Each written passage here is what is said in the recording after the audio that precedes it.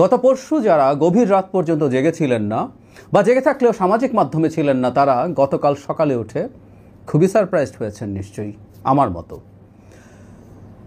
একটা সেনা অভ্যুত্থান হতে যাচ্ছে এবং সেটা ঠেকানোর জন্য নানা জায়গার স্কুল, কলেজ, মাদ্রাসার সব ছাত্রদেরকে মাঠে নেমে সেটা প্রতিরোধ করার আহ্বান, এবং শেষ পর্যন্ত কিছু না হওয়া এবং প্রমাণিত হওয়া একেবারেই বাজে একটা গুজব ছিল। সেটা দেখে আমরা নিশ্চয়ই অনেক অবাক হয়েছি। অনেকগুলো দিক আছে। আমি এই ঘটনার পর অনেকেই নানানভাবে এটাকে নিয়ে ট্রোল করছেন। ঘটনাটা ট্রোল করার মতো নয় তা না, তা তো বটেই, ট্রোল হবে, কিন্তু এর অনেকগুলো সিগনিফিক্যান্ট দিক আছে, একটু সিরিয়াস আলোচনা করা দরকার বলে আমি মনে করি। প্রথমত কয়েকটা প্রশ্ন শুরুতে করে রাখি যে এই ধরনের গুজব প্রচারের উদ্দেশ্য কী, কেন এটা করা হচ্ছে, এবং সেই গুজব প্রচারের পর যখন আহ্বান জানানো হলো খুব সিরিয়াস ভঙ্গিতে, তারপরও যখন কেউ রাস্তায় নামেনি, সেটা একটা খুব সিগনিফিক্যান্ট ফাইন্ডিং আমাদেরকে দিয়েছে। দীর্ঘদিন ধরে এই ইস্যুগুলো নিয়ে আমরা আমাদের মতো করে আলাপ আলোচনা করেছি, নিজেদের মধ্যে কথা হয়েছে। সেই অনলাইন ইনফ্লুয়েন্সারদের ইনফ্লুয়েন্স আসলে কতটা, সেটারও এক ধরনের হিসেব নিকেশ বা মাপ তৈরি হলো, সেটা নিয়ে একটু কথা বলতে চাই। যে আহ্বান জানানো হয়েছে সেখানে বলা হয়েছে যে ঢাকা ক্যান্টনমেন্টের 46 ব্রিগেডের অস্বাভাবিক মুভমেন্ট হচ্ছে এবং সেটা একটা সাসপেক্ট করা হচ্ছে যে সেটা একটা সেনা অভ্যুত্থান হতে পারে, এবং এই সেনা অভ্যুত্থানের আলাপটা বেশ কিছুদিন থেকে আনা হচ্ছে, বহুদিন থেকে, 5 আগস্টের পরবর্তী সময় থেকে। সাম্প্রতিক সময় এই অভ্যুত্থানের আলাপটা তুলে দেয়া হয়েছে মূলত একটা ঘটনাকে কেন্দ্র করে, সেটা হচ্ছে গুমের সাথে অভিযুক্ত যে সেনা অফিসাররা আছে তাদের বিরুদ্ধে যে গ্রেফতারি পরোয়ানা জারি হয়েছে, সেটা যখন জারি হয়েছে, আমি ভুল না করলে তারিখটা হচ্ছে 8 তারিখ, সেই সময় থেকে এই গুজব চলছে এবং এখন সেটা আবার সর্বশেষ চেষ্টাও করা হলো। ইনফ্যাক্ট এই আলাপ আরও চলবে, কারণ যারা এই আলাপগুলো করছেন তাদের সেনা অভ্যুত্থান নিয়ে আসলে সমস্যা নেই। সমস্যা হচ্ছে যদি সেনা অভ্যুত্থান হয় এবং সেটা যদি জেনারেল ওয়াকারুজ্জামান করেন, তাতে সমস্যা আছে। আসলে মূল টার্গেট এই ব্যক্তি এবং সেনাবাহিনীর মধ্যে একটা অস্থিরতা তৈরির মাধ্যমে দেশকে আনস্টেবল করা, সেনাবাহিনীকে আনস্টেবল করা, এবং খুব সম্ভব হলে যতটা সম্ভব ওয়াকারুজ্জামানকে সরিয়ে ফেলা।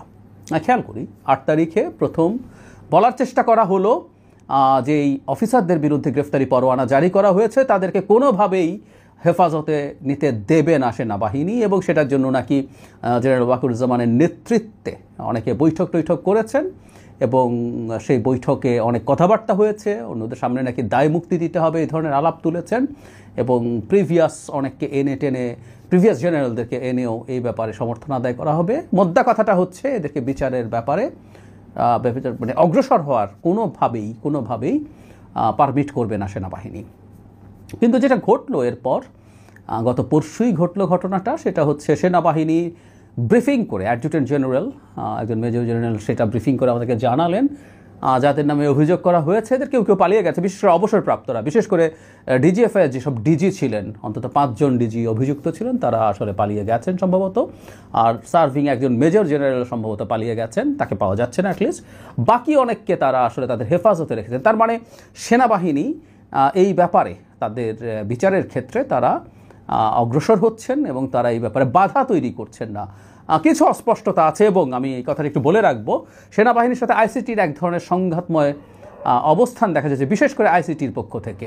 আমি সেটা নিয়ে একটু আলাদাভাবে কথা বলতে চাই, আমরা এটা প্রত্যাশা করি না। যাই হোক, তারা এটা করলেন এবং তারা জানালেন তারা কনস্টিটিউশন এবং আমাদের যেসব আইন আছে এই ভূমিতে প্রচলিত সেগুলো তারা মেনে চলবেন, তারা ইনসাফের পক্ষে থাকবেন। এই কথাগুলো খুব স্পষ্টভাবে যখন ঘোষণা করলেন, তখন যে প্লট তৈরি করা হচ্ছিল যে সেনাবাহিনী এটা হতে দেবে না, গুমের বিচার হতে দেবে না, এইটার কেন্দ্র করে, কারণ এটা তো ফ্যাক্ট যে গুমের মতো বিভৎস অপরাধ শেখ হাসিনার সময় ঘটেছে এবং সেনাবাহিনীর কিছু সদস্য অনিবার্যভাবেই এর সাথে যুক্ত ছিলেন, তো তাদের বিচার করতে দেয়া হবে না, এটা বলে যখন একটা প্লট তৈরি করা হচ্ছিল সেনাবাহিনী, এবং বিশেষ করে আবারও বলছি, কেসটা একটাই চোর, জেনারেল ওয়াকারুজ্জামানই সব কিছুর জন্য দায়ী, সেরকম একটা প্লট যখন তৈরি করা ব্যর্থ হলো, কারণ সেনাবাহিনী বলল যে তাদেরকে আমরা হেফাজতে নিয়েছি, তাদেরকে এবার পরবর্তী পদক্ষেপের জন্য যাবেন। আবারও বলছি, তাদের কিভাবে বিচার হবে, তাদের কাজে হেফাজতে থাকবেন, এগুলো নিয়ে কিছু মতদ্বৈততা আছে সম্ভবত, সেটা সুরাহা হবে, আমরা এটাও এক্সপেক্ট করি। তো ওটা যখন ঘটে গেল তখন কি করা যায়, এই যে একটা পসিবল অস্থিরতা তৈরির সম্ভাবনা নস্যাৎ হয়ে গেল সেনাবাহিনীর অবস্থানের কারণে, তখন কি করলো? তখন আসলে এই চেষ্টা করা হলো যে না, এটা যেহেতু করে ফেলা হয়েছে তাই অভ্যুত্থান তৈরির চেষ্টা করা হচ্ছে, কারণ অনেকে এটা মেনে নিচ্ছে না, সেই কারণে এই ঘটনা ঘটতে পারে। মোদ্দা কথাটা হচ্ছে আসলে কোনো না কোনো ফর্মে সেনাবাহিনী এবং সেনা প্রধানের উপরে চাপ তৈরি করা। আমি একটু পেছনে যাই, তাহলে জিনিসটা মেলানো সহজ হবে। এটা দীর্ঘদিনের প্রচেষ্টা। জনাব হাসনাত আবদুল্লাহ সেনাপ্রধানের সাথে বসে এসে ফেসবুক স্ট্যাটাস দিয়া রিফাইন্ড আওয়ামী লীগের জন্য তিনি রিকোয়েস্ট করেছেন বলে স্ট্যাটাস দিয়েছেন। মানে বাংলাদেশের ইতিহাসে কখনো এরকম হয়নি। এটা হওয়া ভালো কি খারাপ ইজ এ ডিফারেন্ট ডিবেট, এটা হয়নি। এটার মাধ্যমেও চাপ তৈরির চেষ্টা হলো এবং আমরা দেখলাম আইএসপিআর রীতিমতো স্টেটমেন্ট দিয়েছিল এবং জেনারেল ওয়াকারুজ্জামান এই জিনিসগুলোকে খুব সফটলি নিয়েছেন যে তারা ভুল করলেও এটা নিয়ে তারা তাদের মধ্য থেকে কোনো রকম কোনো প্রতিক্রিয়া দেখাবেন না। ওই স্ট্যাটাসের পরপরই জনাব আসিফ মাহমুদ সজীব ভুঁইয়ার একটা ইন্টারভিউর একটা অংশ মনে হলো জরুরি ভিত্তিতে জনাব হাসনাত আবদুল্লাহ এনে, কারণ ওখানে কোনো চ্যানেলের লোগো ছিল না, পরে আমরা দেখেছি এই লোগো সহ ডিটেল ইন্টারভিউটা পাবলিশড হয়েছে এবং সেখানে তিনি জেনারেল ওয়াকারুজ্জামানকে মারাত্মকভাবে ব্লেম করছেন যে ডক্টর ইউনূস প্রধান উপদেষ্টা হওয়াটা তিনি প্রাণপণে ঠেকানোর চেষ্টা করেছেন এবং সেটা না পেরে, মানে কয়েক ঘন্টা নাকি আলোচনা করেছেন, না পেরে শেষে বুকে পাথর বেঁধে সেটা মেনে নিয়েছিলেন। এবং আসিফ মাহমুদ সজীব ভুঁইয়ার এই ভিডিও সেই আলোচিত ইনফ্লুয়েন্সার যিনি এবার কু নিয়ে কথা বলছেন, তিনি দেখিয়ে বলেছিলেন যে এটা দিয়ে উনি আগেই ঘোষণা করেছিলেন যে ওয়াকারুজ্জামানকে তিনি একটা বিরাট ধাক্কা দেবেন এবং এটা দেখিয়ে দাবি করেছিলেন যে এটা করবেন। এরপর আমি খুব স্পষ্টভাবে মনে করতে পারি ঘটনাগুলো বৃহস্পতিবার হলো, শুক্রবার একটা সংগঠন ওয়াকারুজ্জামানের বিরুদ্ধে জুম্বার নামাজের পর বিক্ষোভ এবং মিছিল আয়োজন করে, সেটা ফ্লপ করেছিল। সো কোনো না কোনো একটা বাহানা পাওয়া গেলেই ওয়াকারকে সরিয়ে ফেলতে হবে, এটাই আসলে মূল চেষ্টা, মূল প্লট। সুতরাং আমরা বুঝতেই পারছি এভরি পসিবল ওয়েতে এটা চেষ্টা করা মানে প্ল্যান ছিল। ধরুন গতকাল একটা কেউস কিন্তু হতে পারতো যদি কিছু মানুষও সাড়া দিত, কারণ আমাদের রাস্তায় এখন সেনাবাহিনীর সদস্যরা টহল দেন রাতের বেলা, তারা এখন আইনশৃঙ্খলা রক্ষা বাহিনীর সাহায্যে কাজ করছেন। কোনো না কোনো জায়গায় কোথাও না কোথাও কোনো সংঘাত তৈরি হওয়ার সম্ভাবনা তৈরি হতো এবং কেউ না কেউ সুযোগ গ্রহণ করতে পারতো কেওস বাঁধানোর জন্য, কিন্তু কিছুই হয় নাই। কি বুঝলাম আমরা আসলে তাতে?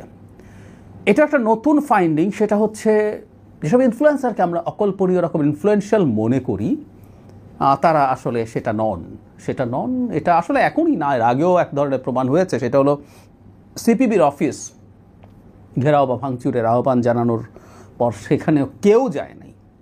সুতরাং আমরা বলতে পারি সে তখন একবার হয়েছিল, আর বিশেষ করে এবার যখন দেশের গণতন্ত্র এবং সকল বিপ্লব, তারা এটাকে বিপ্লব নামে ডাকেন, এটা কোনোদিনও বিপ্লব ছিল না, ঘাট ধরে বিপ্লব বানানোর চেষ্টা প্রথম দিন থেকে হয়েছে, যেটা আমরা বাধা দেওয়ার চেষ্টা করেছি অনেকেই। তো সেই বিপ্লব ব্যর্থ হয়ে যাচ্ছে, সেই আহ্বানেও কেউ সাড়া দেয়নি। যত মানুষ এসব পোস্ট বিভিন্ন, অনেকে আবার এটা লিখেছে, শেয়ার করেছে, তত মানুষ রাস্তায় থাকলেও অনেক কিছু হতো। এমনকি যারা শেয়ার করছেন তারা যদি রাস্তায় নেমে অন্তত সেলফি টেলফি তুলে দিতেন যে তারা রাস্তায় এসছেন, তারা কু ঠেকানোর চেষ্টা করছেন, বেশ খানিকটা এরদোয়ান স্টাইল। এরদোয়ানের বিরুদ্ধে একবার যখন কু হওয়ার চেষ্টা হয়েছিল তখন সত্যিকার অর্থেই তখনকার জনগণ সেটা ঠেকিয়ে দিয়েছিল, এরদোয়ানকে ক্ষমতা নিশ্চিত রাখতে সাহায্য করেছে। তার আশপাশেও কিছু হয় নাই। এতে একটা জিনিস আবারও বলছি খুবই স্পষ্ট হলো, এটা আমাদের একটা কিউরিয়াস দেখার দরকার। একাডেমিকলিও আমরা যদি দেখি, এটা একাডেমিকলিও আসলে দেখা যেতে পারে। সেটা হচ্ছে যারা প্রচণ্ড ট্র্যাকশন পান অনলাইনে, মিলিয়নস অফ মানুষ যাদেরকে রিয়্যাক্ট করেন, দেখেন, সেই মানুষগুলো যখন বাস্তব জায়গায় তৈরি করেন তাদের সেই ভ্যালু কতটা, তাদের সেটা কতটা ট্রান্সলেটেড হয় ওই জায়গাতে এসে, সেটার একদম একটা পরীক্ষা হয়ে গেল, যে পরীক্ষায় স্পষ্টভাবে প্রমাণিত হলো ওই সব প্রচণ্ড ইনফ্লুয়েন্সারদের বাস্তবের মাঠে আসলে কোনো প্রভাবই নেই, মানে কম বেশি প্রশ্ন না, কোনো প্রভাবই নেই।